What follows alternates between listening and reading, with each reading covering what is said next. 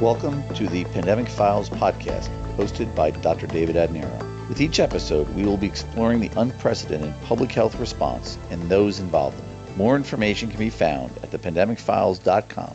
You can also subscribe on your favorite platforms, including Spotify, YouTube, and SoundCloud. On today's inaugural podcast, I will be speaking to Patty Drabick, DNP, about the beginning of the pandemic for both of us, the creation and operation of New Jersey's first COVID field hospital, located in an empty convention center in northern New Jersey. So what were you doing when the pandemic started, right? So, you and I have similar journeys that both of us were essentially unemployed, out of jobs, from the same institution around the beginning of the year, so the beginning of 2020.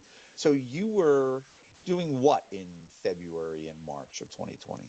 Actually, I was taking the time to, just be home. I went down, I visited with my dad in Florida, doing a lot of the stuff that, being full-time working just didn't allow me to do, and that's what I was doing. And it was actually okay. It was something that was necessary for me to just kind of hang out and then start looking for what my next part of my journey professionally was going to be. And And what do you think? What did you think you were going to be doing? Like, I honestly what I were would you be working on? back at a I was actually looking, to take advantage of my, my doctorate, my DNP. I had just gotten it in, you know, when did I graduate in 2019?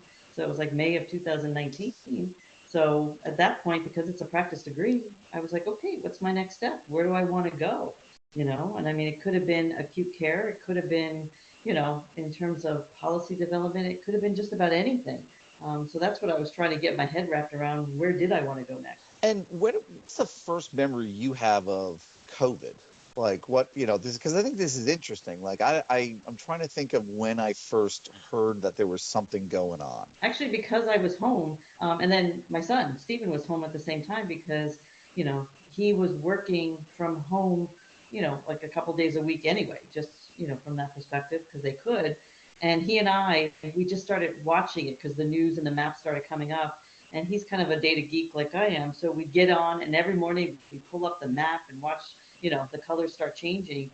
And then the whole thing about flattening the curve, we kept watching it, but nothing was happening. Wasn't the flattening. curve, No. the curve kept getting sharper and taller, and I think that's when it was. And I remember there was just one day, it was just a weekday, and I remember looking at it going, ooh, I'm not sure where this is going, but it's not looking anything good. And then it was shortly thereafter that they started looking at, all right, how many more things are going to shut down, and really start looking at those first few cases, and then they just blew up. And what were you, I mean, I'm sure you were doing the same thing I was, which was talking to, your colleagues at, where you had just come from and obviously all around New Jersey. What were you beginning to hear kind of by the time mid-March comes along?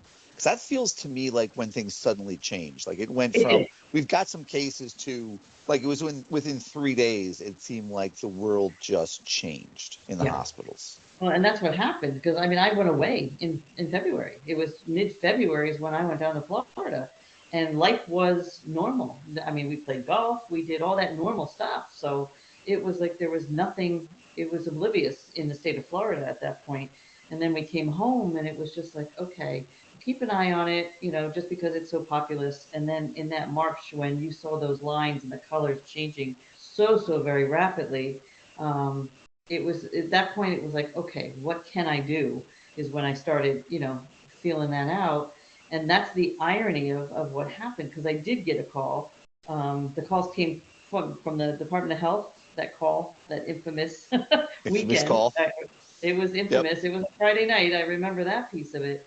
But ironically, at the same time, one of the medical centers called for the exact same thing, was to take on what they were starting to set up their protocols, from that perspective. So yeah, I think that's what it was. It was just like, okay, and we'll see what this leads. But I had committed to the Department of Health, and I stuck to it.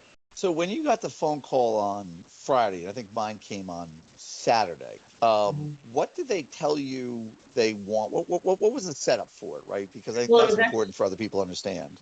it was actually funny. I thought it was a cruel joke. I thought it was a hoax because it came through my LinkedIn, and I got a thing on my phone, and I'm like, we had just come back from walking the dogs, and I'm looking at it, I'm like, this is weird. So I played along with it, and I'm like, they said, how would you like to open a field medical station? And I'm like, okay. And I said, and where would this be? And they would say, and that's when they did it back into New Jersey. And I'm like, oh, well, you could pick. You could pick Secaucus or Edison. And now I'm looking at it like these are defined places.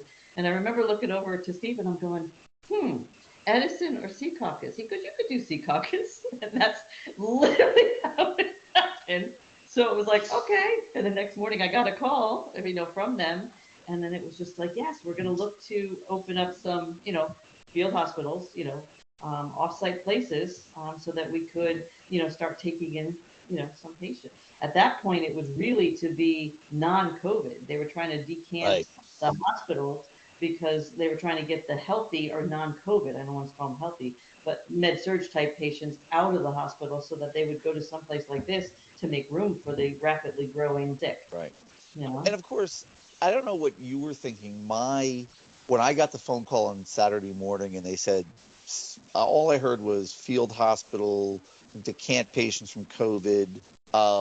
And I said yes. And I pretty much remember Maria going, well, don't you want to know what we're going to do? And I'm like, I'll do anything. At that point, the idea that I was going to be sitting at home was too overwhelming. If they had told me they needed me to sweep the floors, I'd been like, okay. And then I realized I said yes to be the chief medical officer. And they didn't give me a choice of locations. I think at that point they'd already been able to solidify that you and I would be a good pair and that, I'd be going to North Jersey with you. And that kind of went from there. So one of the things I'll never forget is, when people say that nothing moves quickly in government, you and I were unknown to the Department of Health on Friday. And by Monday, when we were there, they had an ID. They had us on their payroll. They had a computer that was all programmed. They had our email, a cell phone, a MiFi. They had everything in the space of like a day and a half. So, when everybody tells me, oh, it's hard to get things done in government. No, they can, when they have to, they are an incredible bunch of people who can move very, very quickly. So what did you tell your husband when this, like, what was your reason for saying yes to this, I guess, is my main question. No, he knows. He knows me, from that perspective. He often describes us, if there's a fire, we are the type of people that run to it versus run away from it, and then we deal with it. You gotta always be prepared for the zombie apocalypse. That's a common phrase around this, But no, he knew. He knew at that point that me sitting and doing nothing was never going to happen. It's just not my MO. I don't do it well, that's for sure. Yeah. So, so we say yes, and we're all supposed to go down to the Department of Health. I think it was Monday morning, right? Yep. So what was your impression when you first walked into, that was the old Department of Health building, right? It's now officially locked down. I think the state had been in lockdown for about a week, maybe a week and a half at that point. So what was it like walking into the DOH that morning? It was a little surreal because you just didn't know. I mean, here we are, and I'm like, you knew nothing, because they really didn't fill you in. It was all concepts at that point, So we're sitting there, and I'm looking around at the others in the room, going, what? I just couldn't get my head wrapped around it. And then when the commissioner came down, and started talking, to us and what the vision was, and we're going, okay, this is going to be interesting. That's all I could do. You could sit through it and say, okay. They did a couple, and then it was like, okay, we drove all the way to Trenton, but now you're going to get in the car and go to Secaucus. Right, and because that was the first one, there was going to be three that were going to be opening, right? So it was Secaucus, Edison, and then the Atlantic City Convention Center. And the plan was to open them basically on a 2-week cadence because that's the plan. So everybody kind of came up to our area. And, we got to meet our other team members, including Natasha, who's going to be our liaison. We knew a couple of the other people in the room because they happened to be from the place that we had worked previously. So I thought that was very interesting to see people. And I think that's also part of the reason why they reached out to us is Probably, yeah. they knew we were available or potentially available. And I remember two things. I remember there being no cars on the road on the way down Yes. whatsoever, or on the way up to Secaucus, to be honest with you. And the Well, other you know thing I that remember, I'm a big traveler, so I'm driving down to Trenton going, that's a big thing for me. I'm a one-way to Dane County girl, and for me to go to Trenton, there's no cars on the road. That building was an older building to begin with. It looked just abandoned. I yep, was like, I felt like it was sort of end times. Like I was I like, know. It was okay. like, woo! Uh, that But building just looked like it hadn't been lived in months, but it turned out to be just that's what the building was like, to be honest with you, exactly. as I would learn later on. So yeah, so then we have to go and we have to drive up. So we all then reassemble, and I think this is where I didn't understand how big of a deal this thing was going to be. Like I was like, okay, we're gonna go meet the team and we're gonna go start working. And that first day wasn't really meeting the team. There were representatives from University Hospital. I think there were probably some governor's office people there. There were some representatives, I think, from Barnabas Health may have been up there, if I remember, because the people who were going to be working on the other sites were also Yeah, there, if I remember. There was it about was mostly 25 or 30 university. people Yeah. A lot of it was when university. They were the big ones there. yeah, University was the big one there. Yeah. And they were consistently amazing. Given how hard they were being hit, I really appreciated, having Oh my two gosh, of their having that vice step presidents. away from that crazy buildings that they ran to come Yep. this, yeah, absolutely. Yeah. I mean, just to have Sharif El Nahal, who was their CEO, be there, and to Yeah, have Mary Maples yeah. uh, be there that day, I think was really pretty incredible. Um, and that's when we got to meet the people who we would later become, I think, some of our best operational friends, which was the New Jersey All Hazards Incident Management Team, also known as the IMT, and for us, Yeah, forever known as the team or the yeah. guys. The So guys. what was what? And of course, nobody really introduced us that much. Yeah. What I enjoyed was the fact that pretty much after that initial day of introductions, everybody just left except for our liaison, who was Natasha, Yeah. and we got to work, and we were pretty much left alone, I think, to a large Yep. Just extent. get me my whiteboards. That's right. That's right. We need whiteboards. And do you want to talk about, from your perspective? I mean, because I knew something about EMS, obviously, but I was not familiar with, at that point, most of the groups we were going to be working with. I didn't know much about the Office of Emergency Management or that it was under the state police. I didn't know what the incident management team was. We'd all taken incident command courses, right? Because Yeah. they're mandated in the hospitals, et cetera. I didn't really understand their structure, but it seemed like they had been there they settled in pretty quickly. So I felt like they had been there for like a month, but it turned out they were maybe 4 or 5 days ahead of us. Not much, because there was nothing Yeah. there. I mean, who was the people that built it? It was who the ones that came in and built it? It was So it was the Army Corps of Engineers, that's the but one. at that point, they had deployed a couple of dozen New Jersey National Guard members Mm. to build it. And it turns out that while we didn't meet him that day, that Colonel Frank, who was later, we got to know well, actually had been the one that was coordinating that with the IMT from the very beginning. I didn't know that until recently when I Yeah. was talking to Kurt about this. Yeah. So yeah, they were there. And do you want to describe, I guess, what this building was essentially, and what this looked like? We're going to post pictures on the website so Yeah. people will be able to see it. But do you want to describe what it looked like when we first walked in there? Well, well, it was actually funny because I went in the wrong door. I didn't even go in through the front. I went all the way around to the back, and I'm walking in through this. It's a big garage door that's open, and I'm like, what the heck? And you're walking into like one big open cemented, you know, you know.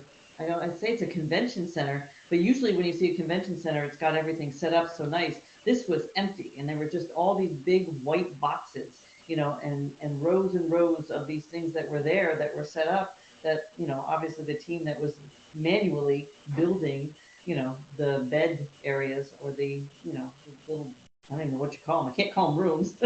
They were just little slots, in a tent Yeah, I is think what it like. cubicles, I guess, would Yeah. be a good definition for it. I mean, they essentially, New Jersey received from the federal government a fully kitted out field medical station, which was originally designed to be a combination of medical care and housing for people during a disaster. So it is basically a a low-level field hospital in a box, but without really any meds, without a lot of the equipment, but all Yeah, the it was just to give them stuff. a place. It was a place to keep them, you know, potentially, I'm going to say warm and dry because there really wasn't a whole lot of, much of anything. It was really the real basics. I guess I kind of thought of it like the American Red Cross, when there's a Mhm. flood or there's a fire, putting these kind of stuff up so that, you have places for people to go that can keep them safe, and really just take care of their very, very basic needs. But it was changing, as it went up. We started seeing, it come to life right in front of our eyes, and we had to figure out, okay, with the types of patients coming in, what did we need to get for them? And that's when, even then, it was still the basics: food, cleaning, water, bathrooms, activities, just to kind of keep them busy. Communication, trying to get in touch with their families, because many of them obviously, were just moved to hospitals and weren't able to communicate. So I think Yep. those are some of the basic tenets of what we were being asked to do with the advantage of clinical support. That's what we did. And I think that's why they brought us in. But that's where that team came in. The IMT, they took, you look at the training that we've all had, for emergency preparedness, but these guys took it to another level. But the thing that really stood out to me is they're really just regular people that were working their regular jobs, that lifted, pulled up, and dropped into, well, I am the, officer of this. They took and brought those positions that we learned about to life. And that's the part that amazed me so much, that deep down they're still just like you and I, but they just lifted their jobs. They came from their homes and really took on this, job, and they did such a phenomenal job. They really did. Yeah, They made and it look and just easy. they did, and just for background, I mean, many of them were from law enforcement. Obviously, the leadership came out of the state police, but not all of the leadership came out of the state Right. police. There was also Department of Correction, the state fire service was The fire, represented. yeah. There were some non-uniformed members that were from state government. And I just remember thinking they got 95% of it right, considering that they had not talked to anybody medical. Right. And it turns out that it'd be interesting if I get to talk to Dr. Frank how much he was guiding some of this. But they got 95% of it right. I mean, there wasn't anything weird like there's an MRI machine in the middle of the place, but all the bases were covered, I think, as best as they could in terms of the skeletal parts. Yeah. They had ordered all the right supplies. They had reached out and contracted with a company for pharmacy services, for lab work, though it would be kind of outpatient, Mhm. take a day to get back, that type of Yeah, thing. the wraparounds. Yeah, they had worked on securing things like ultrasound, and of course they relied heavily on the New Oxygen, Jersey that was EMS task. huge. Right, oxygen. Right, the oxygen company. I remember I feeling like I got a master's degree in the delivery of oxygen. Um, And you know, calculate the and burn rates. but I was exactly. I believe I now have invented the term leader day to describe how many liters a specific size tank will put out over a 24-hour period, Yep. to make like calculations that much easier. But again, there were. Considering that, you and I have worked on large projects before. And as you know, a lot of what you spend the beginning time period on is just getting the teams to integrate, Yep. to be able to work together. And there was no integration for this. Everybody just had to work. And I have to say that, looking back, I also appreciated how calm the IMT was. Because there were certain periods of time I don't think we were calm, or the National Guard folks were calm, and or some of the civilians coming in, or anybody else for that matter. and I appreciated their calmness Well, so we much. talked about that. You know, I mean, especially as the days as they numbered. You know, neither you and I used to joke we can't both have bad days at the same day. We have to make sure that we shift this. And I think that's the part that really started changing when we really started, and it happened fairly quickly. We started opening up to others and allowed them to come in and really be there. And I think that's just the thing. Again, we go back. We're all just people. And when you look at it from that perspective, we all have families, we all have, people behind us, that you want to take into thing. But when you're there and you're in the moment, everybody just kind of came together, and in a strange sense, we became our work family. We were there for Yep. each other, and nobody let anybody falter. It didn't matter Nope. what their role was. It just didn't do that. And Yeah. I don't care if it was a housekeeper that picked up and said, "Okay, we got this." That's the part that stands out to me. That teamwork that really came together, as you said, so quickly. There are facilities out there that they call it the culture. Well, it takes a long time to get culture, but in our place, that's the thing. We established it, and it just took off. And I will And be and forever grateful for that. and it'll be interesting as I talk to people. And of course, part of doing this series is to understand what I did through other people, and because it's easier to see what other people have done than ourselves. Right. It was very clear to me that you and I decided that we couldn't control this entire thing, but we would control certain things, and I think it was safety. Hmm. It was direction. It was the feeling of if one person's doing it, you and I would be doing it also, so that everybody had a voice in Hmm. this process. And it was the fact that it needed to be as professional as possible so that we were still, we were going to be on paper. We were not going to have an EMR. We were not going to have a lot of rules and regulations. There would be nothing that JACO or the DNV could come in and do an accreditation on, but we would stick to the basics of nursing profession and the medical profession on the care we were going to provide. And in a lot of ways, when I talk to the nurses, they all reflect back to you. They took so much, I think, either inspiration or you were their role model. And I think that set up the culture that then they expanded on, if that makes sense. So what was how did you do that? Well, I think, again, when faced with a difficult anything, you have to resort to you know, who you are at core. And I think, when it comes to my professional practice, I am one of those people that will be a nurse through and through, no matter what my role is.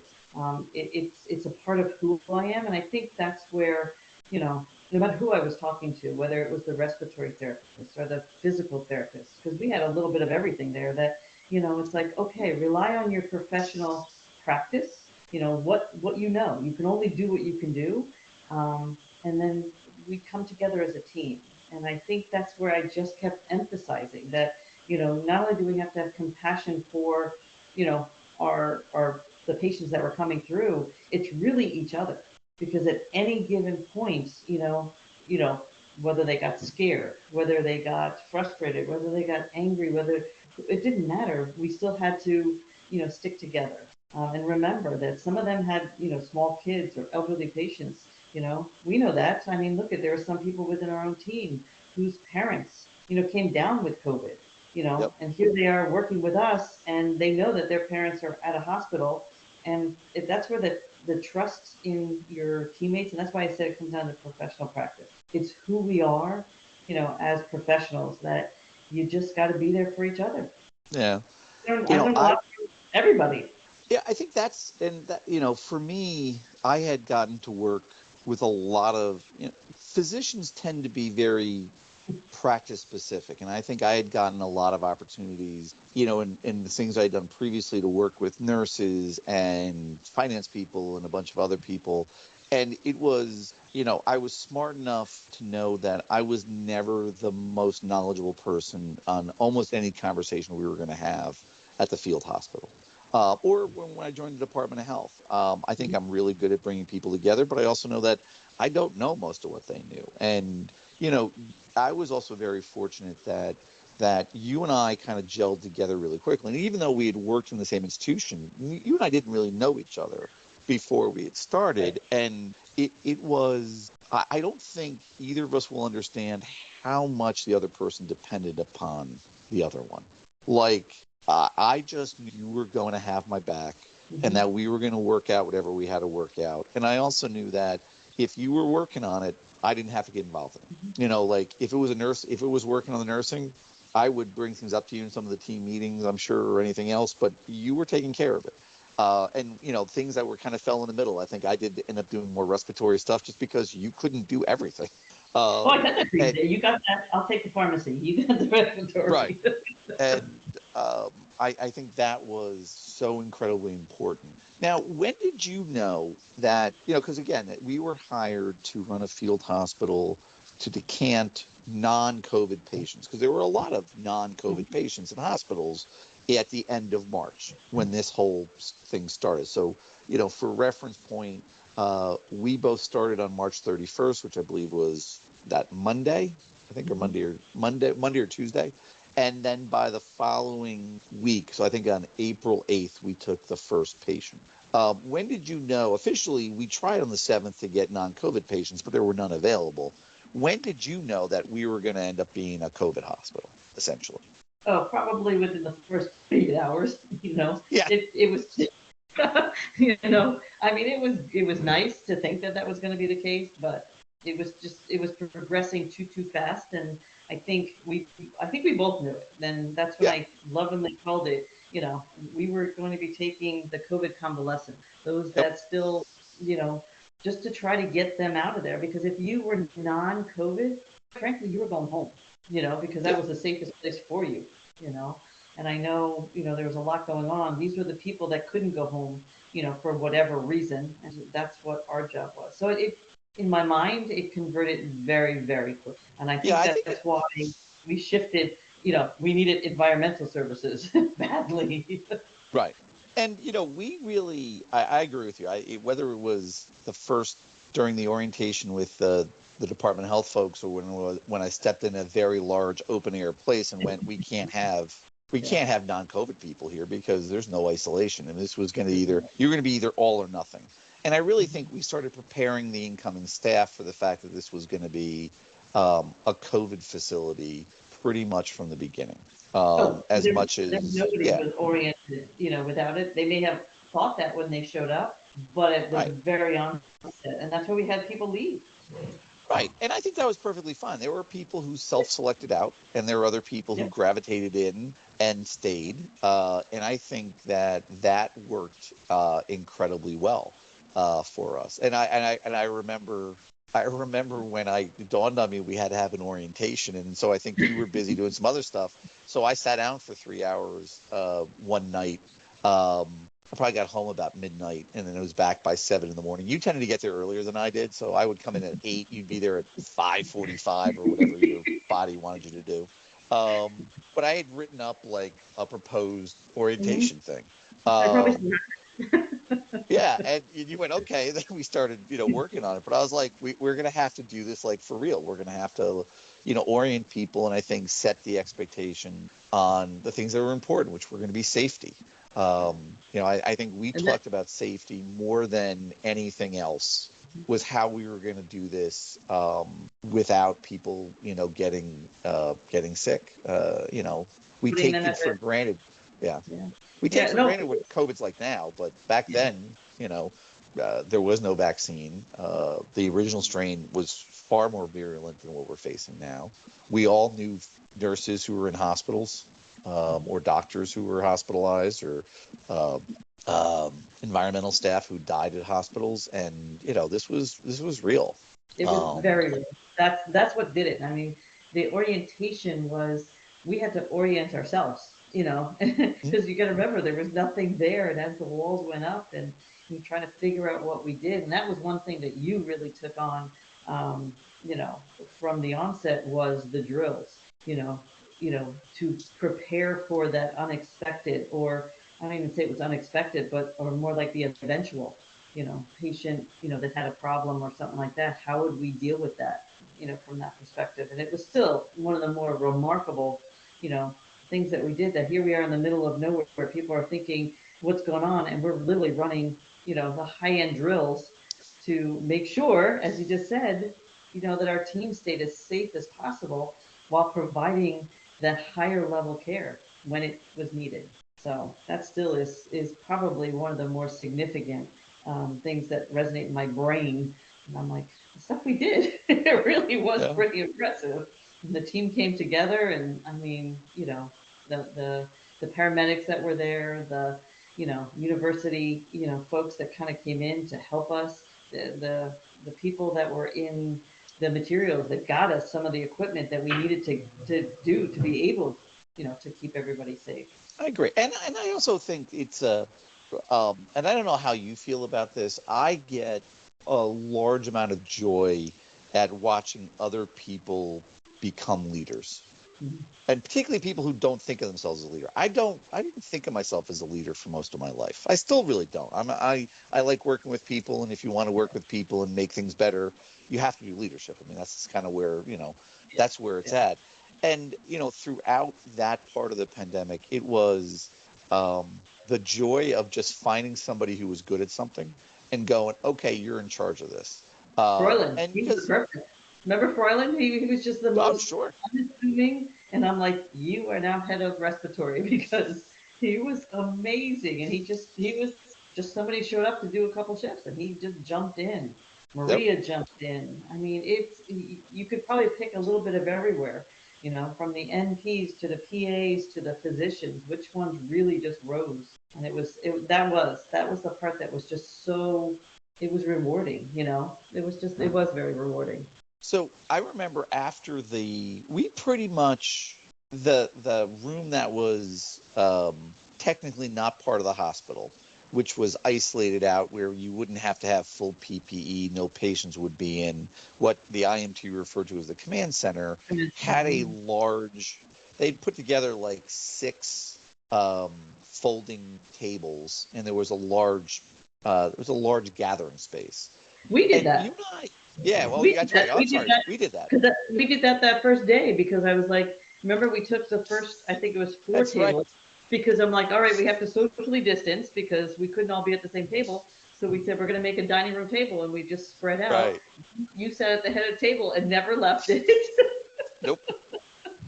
And and by the that's way, I never really thought of that as the head of the table. All I know was once you and I realized we needed more people at that table. yeah. And so, it quickly became, Kurt, who had come in as then a captain in Air Force, the Air Force National Guard for New Jersey. He's a nurse. You quickly identified him as your number two. Oh, really? I Awesome. think we gave him a field promotion to the assistant chief nursing officer. We Yep. were we were handing out we were handing out commissions left and right. And Hey, we then, know talent when we see it. oh, we do. And then there's other people who just show up, like Effie. I, Uh-huh. I didn't know. I still to this day don't know who Effie was working for, whether he was working for university or EMS task force. I don't know if he got assigned to work there, I don't know. as a paramedic. I have no idea. All I know is he showed up and he just He started showed doing up. stuff. Yep. And I'm like, okay. And so he gets integrated in. And then, we keep increasing. We would have the medical command staff from Yep. the field hospital. Neither one of us really understood their structure, so we had to integrate in to them. It turns out they all knew each other, but they were not a unit that had worked this way before Wow. because it was elements of both Air Force and Army National Guard. Um, and from different units within those respective organizations. So it wasn't like they were a cohesive team either. And we just kept building the team that was going to be around that table. And I think that really caught on. So do you want to talk about what the initial kind of care of the patients look like on that first couple of days? Like what's your memory of when the first patient started coming in? After the, oh my God, they're here. It was like, oh, okay. And then you have all these spaces to fill up, and you're like, okay, how do we do that? We started with, a pod, trying to keep everybody in a pod, but still spacing them out just because we weren't sure. Again, because they were all definitely positive COVID, I think that was the thing that really just emphasized that safety piece that, um, you know, we really focused on the hot zone or the red zone, type thing that when you're there, it's full on, protection. I thought it was really cool, sort of like they did at the hospitals, but we wouldn't know that because we were all there. Writing your names on top of your masks. Putting your skill, on the top of your outside gown so that these people could come in that knew that we were really people under all that garment, and we were here to help them as much as they could. I think that was the piece, trying to get everybody to understand that, okay, guys, we're here to do a job. Um, and there's nothing to be scared of, because you got to remember, we didn't have all that safety stuff, no call bells, no, buzzers or something like that. It's like taking care of people in a big tent. So yeah, when the nighttime would come, you really just had to walk around and do observations, because there was really nothing else to, guide or to support your clinical, assessments type thing. I think that was the case. I think it became very real very quickly. How do we get them to the bathroom? How do we get them to the bathroom as they're walking through the entire place? How do we get, these so deconditioned, for lack of a better word, patients from point A to point B pretty safely? Because it's not like we had wheelchairs and walkers and that kind of stuff just floating around to help with that kind of stuff. So I think those were the basic tenets that, we relied on the physical therapists that were there on the overnight shift. We relied heavily on the respiratory therapists to kind of keep their eyes peeled to the O2 sats, so that somebody didn't desat in the middle of, the tent, for lack of better words, and wouldn't have known it. You had to keep on your toes constantly. And just for description's sake, would you like to describe what one of these patient rooms, and I'll use quotation marks around rooms, look like on the first day? Yeah, it's like a closet. It's basically just fabric. There was no roof. They were held up by poles. So that's why, in some ways, they're tents. They're just that kind of stuff. It came with a cot, and there wasn't much else into it. The one thing that I noticed that we ended up getting were all these little, for lack of better words, nightstands, because there was nothing to put anything on. And I'm like, where are these people even going to eat? I mean, they were going to be here for multiple meals, and there was just no dining. There was just a little, cot, like you sleep on when you stay over at the hospital, but you're going to get up because there's going to be hot coffee and breakfast in the cafeteria. That wasn't the way it worked. So trying to get that kind of stuff in place, trying to, just warm up the whole environment. They put carpets down, so it wasn't just cement, in places, so that way you wouldn't hear just every little drop, that was in there. And but there really wasn't much there. Along with the cot, there was a metal folding chair, and I think that was everything until we got there. Right, and then I think it was you realized that early on, and asked for, and again the IMT found these dressers that could be built, and also lights, because there was going to be no lights in the individual rooms, and we couldn't. And sinks. You remember the sinks? They would eat things. Right, and we couldn't leave the overhead lights on all night. I mean, that would have been cruel and unusual punishment. And of course, there were no ceilings. I called them the stadium lights, because they really were. They're like stadium lights, so you couldn't do that. Yeah. And just for the average patient, what was how far was the bathroom away? Oh, I mean, we had, for lack of better words, they're nothing but, like literally outhouses. What else are they called? They're called. Well, we had the porta-johns, but we also had the male and female bathrooms for the convention center, but they were too far away. They were too long to walk. So far away, and they weren't really much of anything either, because they were in a convention center. So, and they weren't as large as you would think. They were relatively small, So we had to align, the bathrooms, where that they could be easily, come in and emptied, for lack of better words. We brought in showers, the portable showers, to try to do from that perspective.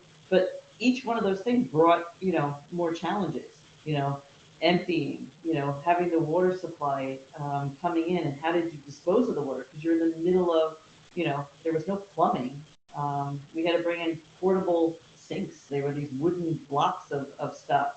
And that's why getting hand sanitizer was so critical, because it's not like a hospital where you have a sink at every corner. We didn't have that. We were going through hand sanitizers like nobody's business. Even though they all had COVID, you still had to keep each of them individual.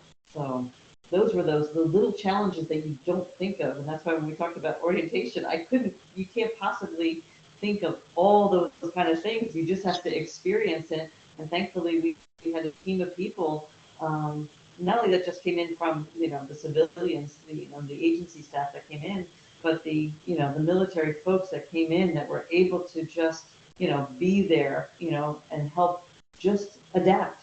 Like, oh, we didn't think of that. So what are we going to do? So we adapted, we come up with it. How do we get oxygen? I remember the whole draping system, because you couldn't just, there was no piped in oxygen. So it's not like you could just put an individual O2 cylinder in every room, because we didn't have that. We had the big H cylinders, which were taller than I am. And then we had to figure out how to loop it. And that's where Cortland came in, and different things like that to get creative. I also remember I got introduced to the term multilator, which is basically, for people who are not familiar, an oxygen tank doesn't deliver oxygen without a regulator that steps down the pressure and can adjust to it. Usually it's one regulator per tank. We could not do that in this setting. So there were these contraptions that were basically had 6 oxygen heads that you could plug one very large tank into. There was a limited number in the state, and we got those. And I just remember the company at the time that we were using for the oxygen found somebody who could make them, had them made in 2 days, and then the president of the company, the vice president of the region, literally drove 4 hours, picked them up, and drove them to us so we'd have them, rather than waiting for FedEx or somebody to be able to ship them over. Because without oxygen, we would have been useless. Because everybody without needed a doubt. it. Everybody needed it. That was the one thing, it was, and I think that was the thing that was so crazy, that you saw all these different services that would just, do everything they could to get us the supplies that we need, and they would show up. Many times I'd meet them out back so they didn't have to come into the the red zone, from that perspective. And they were just so willing to step up and support what we were doing. The volunteers, I remember the one lady, she remember, because my rolling book club, I wanted to get my book nook type thing. And we had this volunteer kind of come in and just bring all these books in Spanish and large and stuff like that, just to give people something to do. I remember that book nook of mine. I still. And then I think we also got iPads or something like that. So, or some type of pad so people could then talk to their families, maybe watch a movie. Yep. And, because we wanted to also have the ability to give consideration to those that were hearing impaired, because communications, were going to be more challenging as it normally was. So we wanted to make sure that we had access to language lines and different components like that, because there's no way, we could all know every language. So by the time we got to the end of April, and hard to believe that's only a month into this, a few things were happening. Number one, the curve was beginning to bend, though there were still hospitals, particularly in northern Jersey, that had this need. Yeah. We had set up really a pretty functional hospital, right? We had imaging available. Though it was limited, we had lab services. We had social workers. We had physical therapists. We had an occupational therapist, I believe. We created a bed board. We created, the admissions, part of it, medical records part of it. So, all these components that you don't think about right off the bat literally started coming in. We had to give consideration to HIPAA and how we were going to, keep that kind of stuff, because again, we're all professionals that, if somebody non-clinical were coming in, you have to think of all that kind of stuff. And yeah, there's a lot of value on, respecting the people that were coming there, offering them the compassion and then giving the clinical team at least some of the tools that they need to do their jobs as well as they could. So then towards the end of April, there's yet another transition. I think of the field hospitals transitions. There was the we said yes. There was the setup phase, which was 3 or 4 days. There was the orientation phase, which was a few days. There was the bringing in patients and figuring out how that worked and getting them going. And then, of course, we got informed that they wanted to move us to a old, I think it was previously a rehab hospital next to East Orange General, which would, give us things that were novelties like doors and walls and nursing stations. Elevators, floors. And so that transition came along. And what was, we had just gotten settled in, I think, when that transition began to happen. So what was, talk about the uprooting everything and moving it, because they really wanted us out they wanted to deconstruct that facility completely by June 1 in order to return it to the owners and obviously not have to pay rent in that month on the facility. So what was that like? I remember it was very difficult, and then it was a matter of, okay, just snap out of it. You got to get going. I think one of the biggest things that I know for me that was most important is that the team came with us. That it wasn't like just, because the Department of Health probably would have done it. They would have just started a whole new team in this whole new place to allow us to come in and just do it. But I think that was something that I know was very, very important to me. And I know, we had conversations about it, but that was pretty critical, that I wanted to make sure that our team came with us. And thankfully they allowed that to happen. So I think it was right around Mother's Day. A team of our partners, came up and we went over to East Orange and we literally sat down and had another planning session. What did it look like? What were we going to do? What floors were we going to operate first? And how were we going to do that piece of it? Structuring how patients came in and out of the building was a challenge because that was something that our team recognized that I'm not sure they gave full consideration to, because people coming in were going to be COVID and you couldn't have them sharing the same elevators as everybody else. So I think, those kind of things and those lessons that we learned from operating in a field hospital definitely came in pretty much. And I think bringing our team with us was the sanity of it all, because then we all moved together and were able to, we brought some of the same patients over to us and they got to see the same people. So I remember, and again, I think that there's always a little bit of friction and conflicts in any large project. And I remember, I think partly because we had settled into an expectation of how the field hospital and convention center worked. And quite frankly, as I think back on it, the fact we were moving into a building that was also really marked the idea that if this is going to be more like a hospital, then we need hospital things. We need to know how to evacuate a building. Right. It was okay in the first 3 or 4 weeks to have a general evacuation plan, which we did, by the way. And we actually practiced evacuation. This was going to be a building with multiple floors. This is a hospital. And I think for both of us, we became, I think, a little bit more resistant to just the idea we were going to fly by the seat of our pants on this. Because this is suddenly a real building with, that had been a healthcare facility. It was, we had matured to the point that we needed to make this more like a traditional hospital. And again, life safety was the most resonated, I think, with both of us that, again, we didn't have an end date. It almost gave this whole thing some level of permanence, moving from one to a place that was wall. I'm like, okay, what's happening here? Is this like, are we doing this because this is now going to be a permanent thing? A permanent in relative terms, but I think that's the way it was. It wasn't like we were just closing up shop because our work was done. They were definitely shifting us. And while and one of the disadvantages of being in the convention center was everything was open and it wasn't very comfortable for the patients, but the advantage was it was open and everything was visible. And when you move into a building that's got multiple nooks and crannies, doors, your security, you're in an urban environment, whereas before you're in the middle of nowhere with 3 state troopers on the door.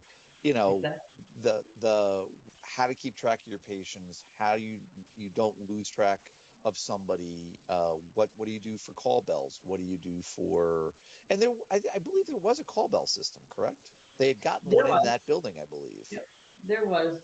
I mean, we had to jerry rig. I remember they had the little pendants that they would be able to push type thing.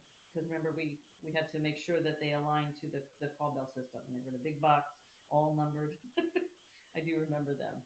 And I But remember, really spending. We were also beginning to. That was the beginning of what I think of as the initial wind down, right? mm, So we were going to lose almost all of the National Guard folks, yeah, which were huge both in terms of a solid cadre of caretakers or caregivers, but also they made up a significant amount of the leadership staff. And we were going to lose a lot of the support from University EMS.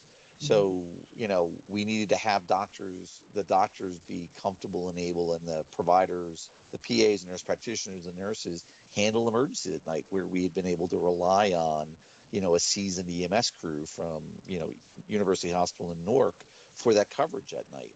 Well, and Those that's the were thing. We had a big big changes. building. We had a big building where we were the only ones in there. Mhm. So at night, I mean, if you think about it, it would be a handful of literally practitioners that would be there, and that's it. That was it. There was a little bit of security that were at the front door, um, that was provided by the hospital because once our partners went away, but that was it. It was a very small subset, and that's in some ways it felt a little lonely, type thing. Now we're off into this thing. You went from this big open space with lots of people coming through, um, and it did feel a little lonely, but It we did. did the best we could. Yeah, and then of course, the next transition would become towards the end of May, beginning of June. There really weren't as many patients, and so then the question became, could we take on? I believe then the concept was we would do medical isolation, Isolation. which I don't think we got a lot of isolation patients. There was some question about whether we'd have, as the city of Newark was beginning to shut down some of its other programs, particularly for those who were homeless that had been staying in hotels, mainly. Whether we would get some medically vulnerable folks who didn't have anywhere else to go, particularly if they were COVID positive. And that transition, was a new one. So then it was a different set of staff. It was a transition to a different set of people from the DOH. It Yep. was beginning to take over the role that the hotel next to us had done Yep. in Secaucus. Um, and then it was also at that point, as we're getting into June, the planning of me leaving Mhm. and going into the Department of Health. But at that point, then we had some seasoned people. You had Maria Mhm. Stoker. There were a number of people, I think, that we'd had at that point for what would be a mission that we did a little bit, but not a Mhm. lot, Yeah. until 4th of July weekend, when suddenly there's a family who was trying to get home to Nigeria who ended up with one of them being COVID positive, and they had driven from Rhode Island, and kind of the miracle work of what Maria was able to do in getting staff, and again, University EMS finding 2 ambulance crews in the middle of the night to Yep. pick up this family at the airport because they were being held in quarantine at the airport, and 1 ambulance for them and 1 ambulance for all of their belongings because Stuff. they'd been in the United States for a year, I think. So they had a Yep. lot of stuff, and getting them safely into East Orange and getting them fed and set up, and then putting the building into what we would term shrink wrap, Yep. Oh, yes. because we didn't shut down we kept that building. The Department of Health kept that building essentially on alert. We kept it stocked. We kept it Mhm. clean. Yep. We kept it secure. George was in charge of all the supplies. My We radar. began. right? Your radar. We had begun using it for, I think, testing supplies at that point and a few other Yep. things. Hmm. But essentially, it was there and available for the next step. Yeah, because it was like July 16th, I think that family left, and then we never got anybody else, from that perspective. So yeah, by August, yeah, then we just started using it, as our northern office when we started taking on the vaccine program. So So, we talked about some of the disadvantages of now coming into this building, but there were some big advantages, right? What were the biggest advantages of now being right next to a hospital? I mean, the Um, team, the team from East Orange was great. The dietitians came over, so like food, they just took it over. They were like real dietitians. They could take in dietary orders and match, the diets to the particular patients. Once we went to quarantine, then it was just like literally like food service. But when the patients were there, they were able to take on that role in the convention center. Really, just getting food was probably key.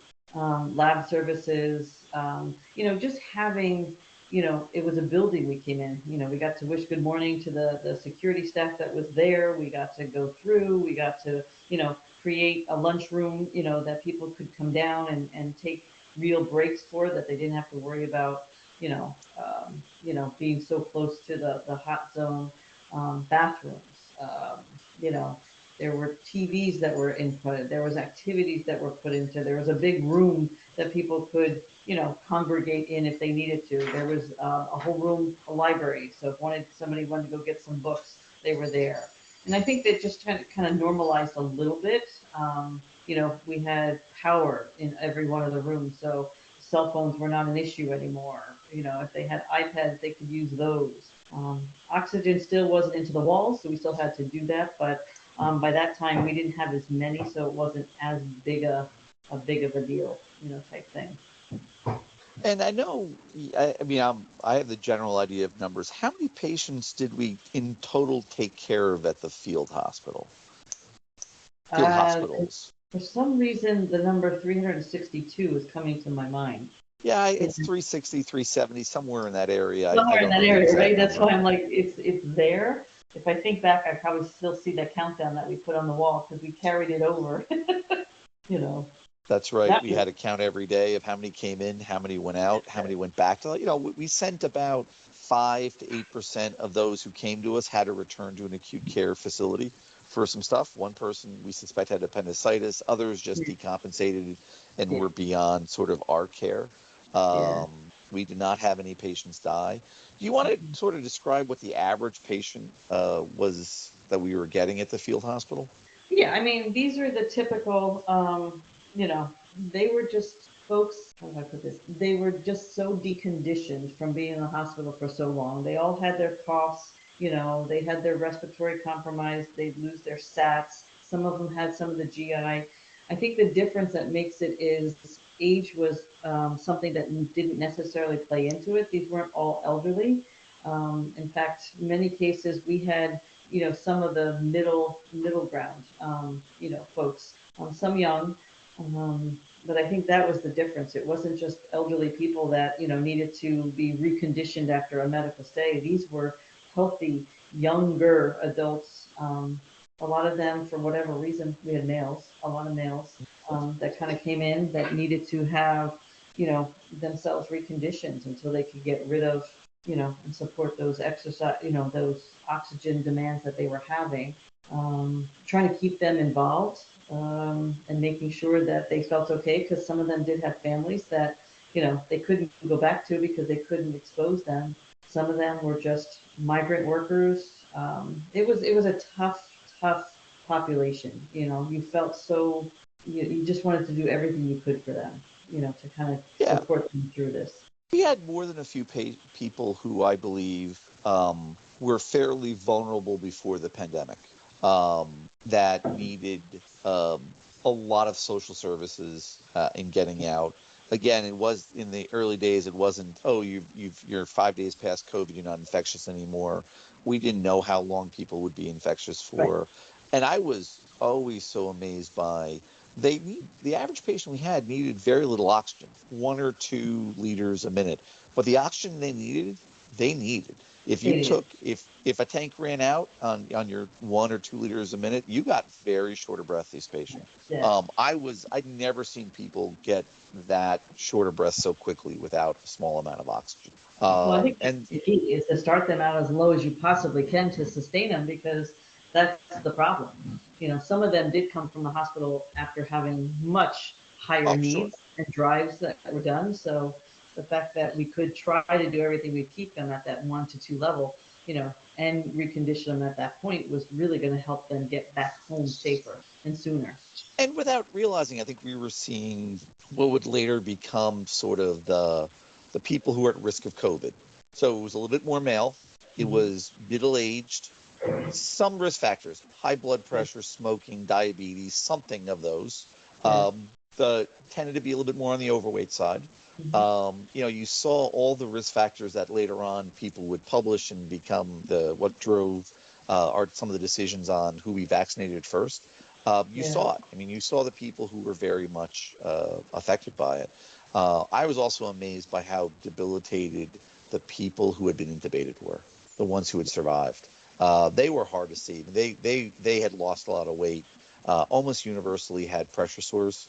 And Right. again, in normal life, if you saw a patient with that kind of pressure sore, you would judge the hospital significantly. But you knew that these patients were just lucky to have been alive. They Yep. got the care they could get. They got excellent care, but it was going to be limited to keeping them alive and then Mhm. working on getting them out of the hospital. To be honest with you, Oh, yeah. absolutely. I will never look at pressure ulcers the same way, from that perspective. They were just so horribly deconditioned. The value of having physical therapy, was so critical because, just walking, from, point A to point B is what they did with these people Yeah. without so much of an oxygen demand. I think you and I were a little bit nervous about in the very beginning what patients would think of the facilities they were coming into because there were cots. We would have Hmm. beds later on. Certainly when we got into the building in East Orange, but these are pretty Spartan Hmm. things, right? You had a pillow, a blanket. It felt like you were in a detention center to a certain Yeah. extent. Yeah. But very very few patients complained. I think Right. they were grateful just to be out of a hospital setting and getting care, and having people be able to spend time with them. Yeah. Because our staff I have to say, the staff spent, because there wasn't a lot of documenting to do, Hmm. the staff spent a lot of time with the patients. And I think that really, uh, it kind of reminded everybody what they originally got into medicine for in some ways. There was no pressure to discharge somebody. There were no Well, length of stay. that's why the American Red Cross, what you do after a disaster, you have families and stuff all in these places. Um, and that's in some ways, it distracted from what was really going on out in the big world, because that's all we could do. We could do the best we could while we had these guys, whether it was at East Orange or in the, Sea Caucus site. While we were there, we were doing everything that we could in the best of our ability. And you could close And off a lot of the world from that and perspective. I have to say it's interesting that for what turns out to be a relatively short experience, which is 3.5 months essentially, Yeah. how many of the people that we work with are still in our lives Hmm. today? And quite frankly, how many of them played some pretty significant roles later on in the pandemic when it came to testing, contact tracing, vaccines, a whole bunch of other things? I mean, these were seasoned professionals that we called on frequently, No, it was the like ones who picking up were and calling. available. It was like calling a family member. You needed something, okay, let me just give, and they had names, let me give Maria a call. Let me give, it was like that's what it was. It was very pointed, you know. That's in a, as you said, a short period of time. We knew who we could count on, and it was just like picking up that phone and like, okay, and they were there. Yep. Yeah, considering later on how overstretched the Department of Health was to have this team of people that we trusted explicitly, who knew how to get things done, who could operate independently, who could be personable. was so incredibly important. For me, I'm you and I are very similar that we like working with, things aren't really worth doing unless you're doing it with other people that you love and respect. And I have to say that group was they spoiled me for my expectations for the rest of what I think teams should be like to a large extent. That's You an know, excellent way to put it. It's so because I can't, I mean, no matter what we do in life, we keep going on, but I keep going back, and it's like I'm just so proud of that group of people that came together. And I mean, yes, we had our ups, we had our downs, we had our challenges, we had our successes, but it was just like I just look back and I am absolutely just so proud of that team and what we were able to do. And it kept me sane, that's for sure. oh, Mhm. absolutely. There's no doubt about it. And I have to say, you and I worked out a cadence where we started getting, I think, in the very beginning, I think we decided this is going to last for a while, so we needed to start planning days off. And I think by the day 8 or 9, I think each of us got a day off, Yep. and we arranged it so that always one of us was there. Yep. But then we were able to incorporate other people to back up the other one. But yeah, I don't think uh, I got out of bed that first day off. I was so tired. I My did. body broke. I did. I had been through residency. I'd been through medical school. You'd been through a lot of stuff as a nurse. I think the hardest I'd ever worked and the most stressed I ever been was in the first 2 weeks of that field hospital. Yeah. To this day.